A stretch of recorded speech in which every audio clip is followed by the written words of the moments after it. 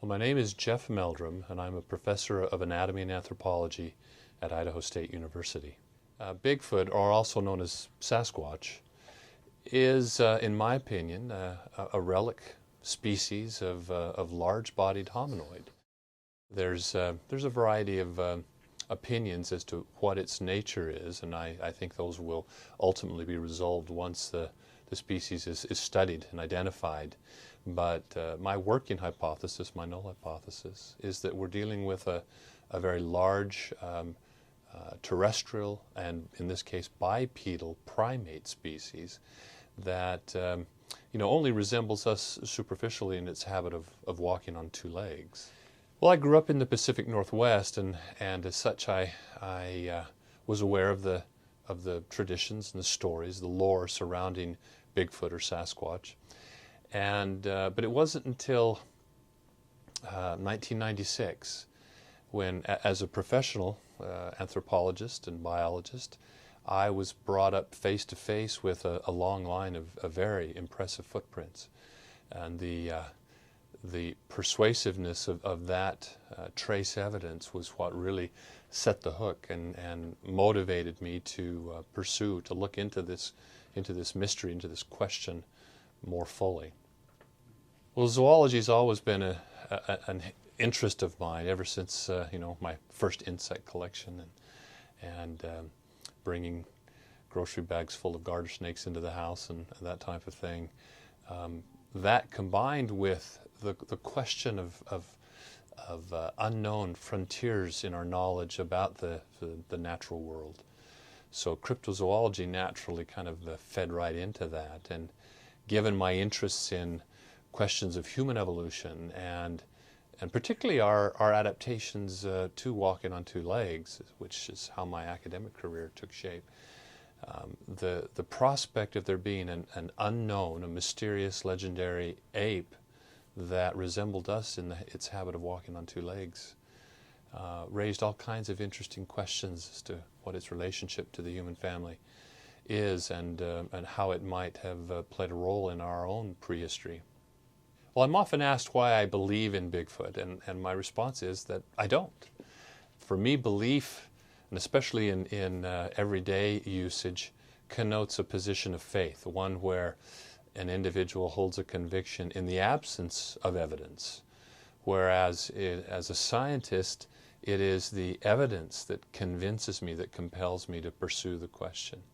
On the basis of that evidence, I'm quite convinced that there's a very high probability that some as yet unrecognized species of primate exists in the mountainous forests of the western United States and Canada.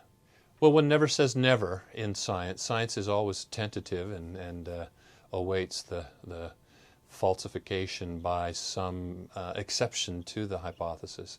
But in this case, I'm quite confident that the accumulating evidence, short of the definitive type specimen, the body or bone or some piece of evidence that irrefutably establishes the existence of an unknown species. Short of that, I think the evidence continues to mount in a very compelling way that there is a population of very rare and elusive relic primates here in North America.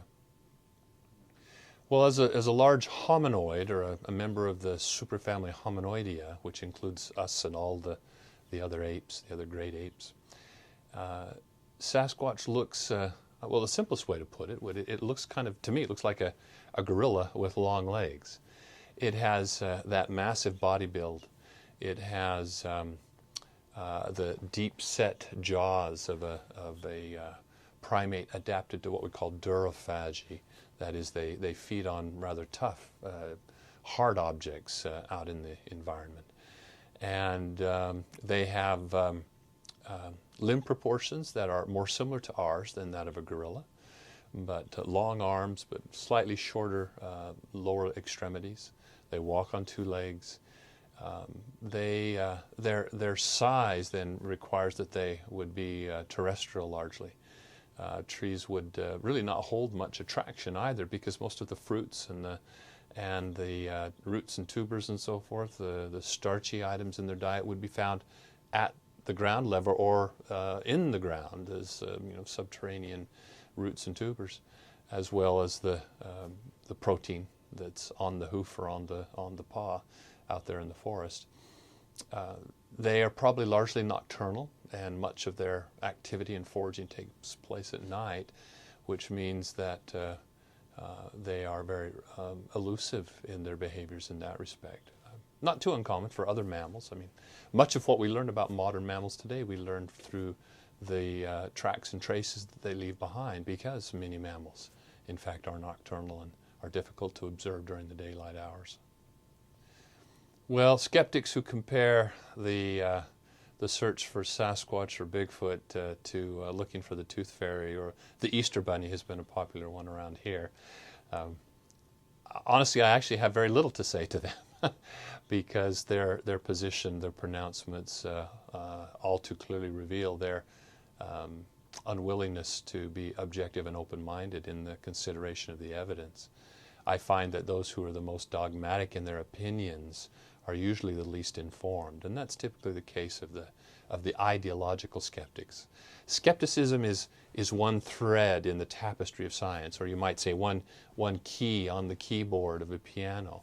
And if all you do is pound that one key, or you pull on one piece of thread in the fabric, you'll spoil the tapestry. I approach the subject as objectively and as skeptically as is reasonable under the circumstances, and I've never professed to accept the existence of this creature on the basis of inconclusive evidence. I have been rather proactive and rather adamant that my colleagues at least consider the evidence and let it lead where it may. Well, I'm often asked, well, if a 800, 1,000 pound gorilla was out there in the woods, why aren't people seeing it? Well, they are, and one of the most prolific forms of evidence is that of eyewitness testimony. Now, eyewitness testimony has a certain weaknesses, obviously. We're at the mercy of both the integrity of the observer and their forthrightness, but also their powers of observation and interpretation. How much experience do they have observing wildlife and distinguishing what it is they're seeing? But when you have an individual who is an experienced outdoors person who has spent their life observing wildlife, who encounters an otherwise inexplicable, upright, hair-covered, man-like ape in the forests of North America, you're in broad daylight at times and in close proximity, it's hard to just simply say, well, you're mistaken, you're deluding yourself, or your account is unreliable. That's where the armchair skepticism is a disservice, I think, to the evaluation of this type of evidence, which has to be weighed in the balance. No, there's no question. But when it's corroborated with physical and trace evidence in the form of footprints or hair samples or recordings of vocalizations that are otherwise inexplicable, then it's pretty hard to so easily discount them based on some preconception of what can or cannot exist out there in the wilderness. Well, my study of this question of the existence of Sasquatch or Bigfoot is one facet of my research program. As I said, my interests, which led me into this academic career path, were questions revolving around human evolution. And for that reason, the possible existence of a creature more man-like than any other primate on this planet bodes to enlighten us about other aspects of our adaptation. The fact that it has evolved the habit of walking on two legs may help us to select from the alternate hypotheses that are proposed to explain that adaptation in our prehistory. So I'm quite intrigued by the question, and it dovetails very nicely with those questions of human evolution which are considered orthodox or mainstream by my colleagues. Well, up to this point, we have employed a number of strategies to attempt to collect data and evaluate it. regarding the possible existence of such a creature. And we've used the tried and true methods, standard methods of wildlife study. We've used remote cameras, we've used baiting stations, we've surveyed for trace and physical evidence. We've evaluated habitat and the potential resources that may or may not be available, the cover, the water, and so forth as well. At this juncture, I think we need to take the search to another level. The rarity and the intelligence of this animal and its proclivity for nocturnality and for its reclusiveness, these things make for a very difficult animal to study in the wild.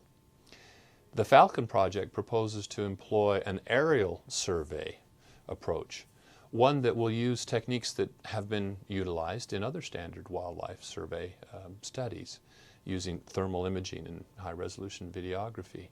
But rather than mount this to a fixed-wing aircraft or a helicopter, things which are noisy and not as maneuverable, don't have the ability to hover and from altitude. I think that we'll have a much better chance at identifying, of locating and tracking eventually this creature. And that's the proposal. The Aurora is the airship that we'll employ. It's a catamaran-style design with dual air cells that measure just under 50 feet in length, which will provide a very stable platform for this significant equipment that will allow us to literally zoom in from several thousand feet in the air with little interference to the natural behaviors of the creature, and be able to peer down between the dense forest canopy and identify heat signatures on the forest floor and then track them. We'll do this in concert with a ground insertion team that will use also handheld thermal imaging and GPS coordination in order to attempt to confirm an identification from the air and possibly then also collect trace and physical evidence.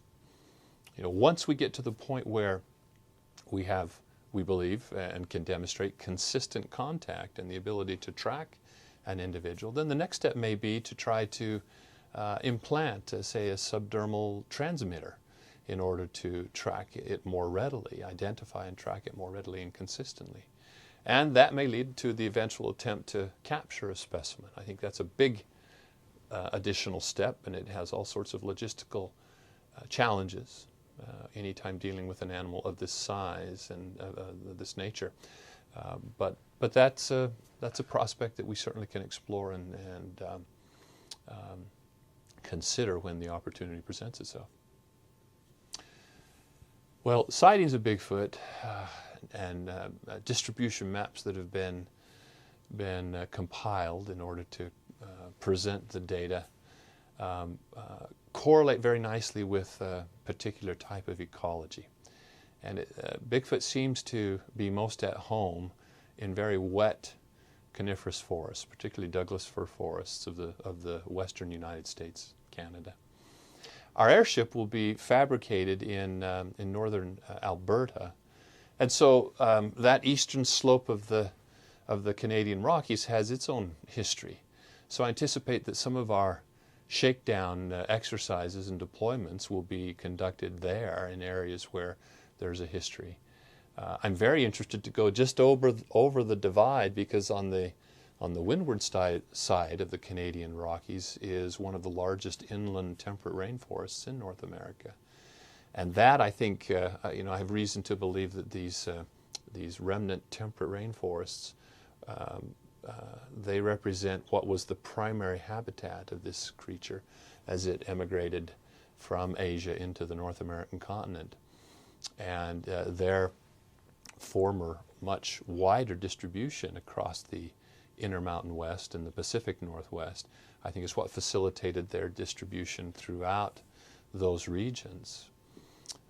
So there are any number of locations that I think we could select for, And we're using other techniques. We were working together closely with technicians who utilize GIS, Geographic Information System data, in order to have a objective rationale for selecting these areas that correlate with the believed habitat preferences.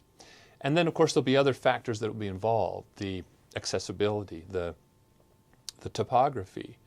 Obviously, we're limited by line of sight communication with this airship, and so, a broad, vast river valley drainage system that we can get up on a ridge and have uninterrupted line of sight would be preferable to one that is dissected with multiple deep gorges and canyons, where we could potentially lose our communication with the airship, or accessibility by a ground verification team would be more problematic.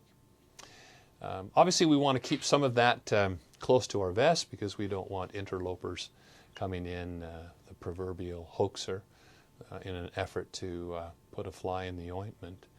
We want our results to be reliable and genuine. And of course, much of our shakedown and testing phase will involve creating a baseline of imagery of various forms of wildlife using this type of imagery, the thermal imaging and the videography. And naturally, we'll include some experiments with costumed pretenders as well, in order to ferret out the discriminating characteristics of that kind of an event. Well, again, when it comes to skeptics, and especially those who identify themselves as skeptics, as if it's an armband of distinction in their minds, I really don't have a lot to say. I think that it's important that the evidence speak for itself, that it be evaluated on its merits without any preconceptions of what is or isn't to be expected. A colleague of mine once said that the first approach to this kind of a study is to ask yourself, how does it fit with our pre-existing knowledge? I mean, if that was the standard that science used in all of its undertakings, we'd still be probably wearing bear skins and starting fires by rubbing sticks together. That is not a good criteria. But even given that criteria, that attitude, that also requires that one has a good sense of what is current knowledge. And there's nothing about the proposition of a large omnivorous primate in the forests of North America that contradicts anything that other than current knowledge about the potential natural history and ecology and adaptations of such a creature in a temperate forest. One colleague of mine, actually, a paleontologist, actually made the comment, one could ask the question, why aren't there primates recognized in North America? I mean, 75% of what we consider endemic species in North America originated from Asia and arrived here via a connection between Asia and North America, the Beringia. And we know that there are primates, both monkeys as well as great apes, in the Asian continent, and could easily have expanded their range from a temperate or to subtropical forest in Eastern Asia into North America. So I think things have to be evaluated on their own merits. Let's see. What lengths will you go to find Bigfoot? Right. Well, I'm certainly dedicated to the pursuit of this question. At this stage of my involvement, I can't imagine just walking away from it. And so this project, the Falcon Project, is absolutely a very ambitious and admittedly expensive undertaking. But I think that it's a fascinating and a potentially very intriguing approach to this question. one that will also have many spin-offs. I mean, we've already been in communication with, for example, foresters, discussing the application of this kind of technology to the assessment of forest health, the thermal imaging of the forests as we pass over at night. We've also been approached by other conservation groups who are interested in the availability of these types of resources to the study of rare and endangered species here on our continent.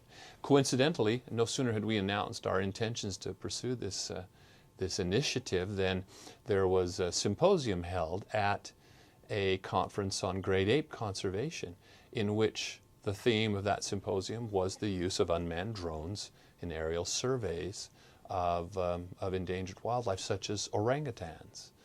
And so one of my colleagues, who's a preeminent ape conservationist in England, has agreed to serve on our scientific board along with about a dozen other individuals. But one of his conditions was that at some point in the future that we take our ship over to Africa or Asia and use it for survey work with endangered great ape species, particularly in areas where their presence is uncertain. Well, one of the beauties of this approach is that it is a very unobtrusive, non-invasive approach to the observation and study of the natural behavior of the species.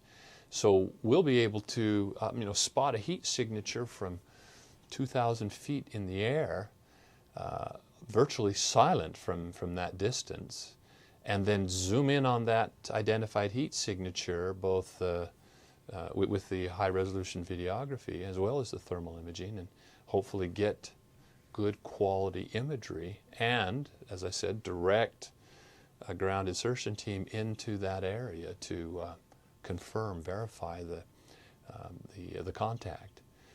So I think at least at the beginning, the first goal is to have very little interaction with the individuals, but rather to observe and to track, get a sense of their movements, their range, their behaviors, where they're spending their days and nights and so on, where the resources are that they're interested in. If we can have a ground insertion team follow up and not only identify tracks, collect hair for potential DNA, but identify scat, from which we can learn a great deal about their diet and their foraging behaviors, and potentially yield DNA as well. Historically, there are very few accounts where there is any antagonistic behavior by a Sasquatch towards a human. And those few that do exist, one from not far from my backyard here on the border of Idaho and Montana, which was related by none other than Teddy Roosevelt, as it was related to him by a grizzled trapper, as he described him. The antagonism only occurred when the trappers took to shooting at it, and presumably hit it on one evening when it had visited their camp. In all other instances, most encounters with Sasquatch are very mundane, and basically the story is witness and or Bigfoot see one another, or vice versa, and then go the opposite direction of one another. Very little interaction ever occurs, and that's, I think, why. And that would be expected. If Bigfoot were attacking people like grizzly bears, it would have suffered the same fate as grizzly bears, and that is it would be nearly extinct in the lower 48 as grizzly bears were for a time. So I would say that there's really little danger other than the inherent risks involved with interacting with any large animal. And so the proper deference needs to be taken. I mean, when we're in the woods, we're always equipped with a minimum of bear spray for our own personal security, especially when we're in areas where there is active bear activity and or cougar activity. But I have not envisioned the need for that in potential interactions with the Sasquatch. I think the initial objective of the Falcon Project is detection and observation. And once we have developed this protocol to the point where we think we are consistently, and can demonstrate that we're consistently making a visual contact and are able to confirm that with a ground team, then I think the next step would be the attempt to introduce a subdermal transmitter, something that would enhance our ability to track on an ongoing basis. I mean, obviously, given this kind of technology, we may be able to maintain contact for a period of time, but if we lose it, then we're again looking for the moving needle in the haystack.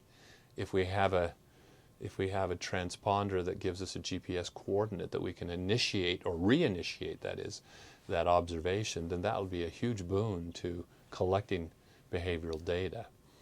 I think that there are so many challenges inherent to the attempt to tranquilize and capture and restrain an animal like this, especially in the terrain that we will most likely be working, that I think that is a distant goal that would only be considered and possibly undertaken if we came to that point after the collection of irrefutable evidence in the form of observational data and trace and physical evidence associated with that.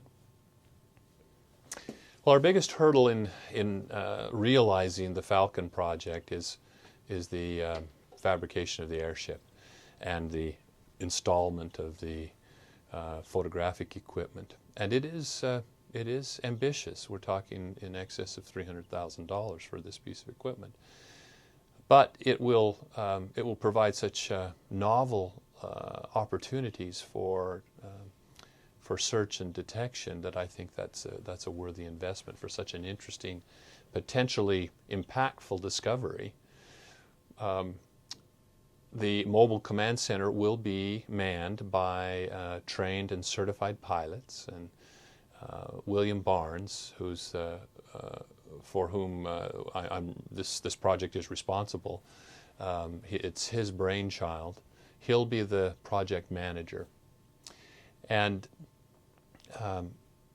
I'll be coordinating the scientific aspect of it, and particularly interacting with the ground insertion teams. So we're talking about small teams. I mean, obviously our area of search will be limited by the distance we can remain in contact with our command center, and that's a minimum of about 5 miles, maybe as much as 10 if visibility and line of sight is maintained. So we're talking about 100 square miles.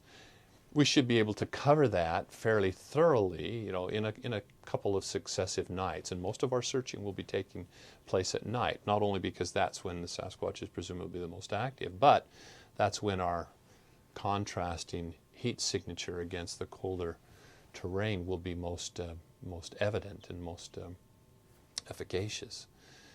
So our command center, our insertion teams, and sustaining it as long as our funding will permit on an ongoing basis. We can keep this thing in the air for quite a period of time before having to move to another location, if that's even desirable. It may be preferable under the appropriate conditions to really work an area thoroughly and an ongoing basis until a contact is made. Well, the Falcon project proposes to utilize aerial survey techniques in order to search for this very rare and elusive animal, the Sasquatch, by constructing an airship, a dual airship with a catamaran style of design that provides a stable platform upon which we can house high-end thermal imaging equipment as well as high-definition videography. We'll be able to literally peer down through this dense canopy of the forest that provides cover for these animals and identify heat signatures there and hopefully track them and observe their behavior in the wild. Now the fabrication point is up here in the province of Alberta, and of course much of the shakedown and the test flight will be taking place there. At that time we'll not only work out any bugs in the deployment of the airship itself, but we'll also conduct a number of experiments in order to establish a baseline of imagery of common forms of wildlife, ungulates, deer, elk, and predators, bear and cougar, as well as maybe even the interloping would-be hoaxer. I'm very interested in going just over the Continental Divide into the eastern portions of British Columbia, where along that eastern windward side of the Rocky Mountains, we've got one of the largest inland temperate rainforests in the North American continent. I have reasons to suspect that those relic temperate rainforests represent what was at one time the primary habitat for this creature that extended all down from southeastern Alaska through the Pacific Northwest, even down into Northern California. So we have lots of areas to select from. Even here in the Intermountain West, closer to my home here in Pocatello, the Bitterroot Range between Idaho and Montana is a very moist forest, and in fact has extensions of some of that temperate rainforest that comes all the way down here adjacent to the Glacier National Park. In selecting areas for deployment, obviously we'll be looking for areas with known history of reports and sightings, as well as contemporary activity. But we'll also take into account other aspects: the topography, the accessibility, the feasibility of deploying and not only the airship but manning the command station. In selecting areas from the Pacific and Intermountain West, we'll rely on a number of criteria. We'll be looking at the historical incidents of sightings, of footprint finds. We'll be looking for contemporary reports. But in addition to that, and the correlation with the ecology and the geography, we'll be looking at other factors that will be pragmatic aspects of the deployment of this airship. Obviously, the topography, the accessibility, and the remoteness of some of these areas, for example, for the wilderness areas of Idaho, would make it rather difficult to execute sustained aerial surveys. But there are lots of places to choose from. We'll probably keep that fairly close to the vest to the degree that we want our activities to be uninterrupted and unmolested, so that we can get unadulterated results from our efforts at observation. Here we have a map of the Pacific Northwest that has a marvelous habitat that is characterized by high mountain ranges and high rainfall or precipitation. We have the Olympic Peninsula here with this expansive temperate rainforest, which is part of an extensive range of this habitat up and down the western Pacific coast. We have reason to believe that this temperate rainforest stretching from coastal Alaska all the way down to Northern California was probably the core habitat preferred by this creature. And of course, during the Pleistocene and interglacial periods, was probably much more extensive throughout the Intermountain West as well. We have remnants on the western flanks of the Canadian Rockies down into northern Idaho. Even down in Colorado, we have some extensive temperate rainforests where orogenic monsoons produce this very rich understory of a dense Douglas fir forest and cedars and the other flora of that particular habitat. For this reason, I think this will be one of the regions that we concentrate much of our search in.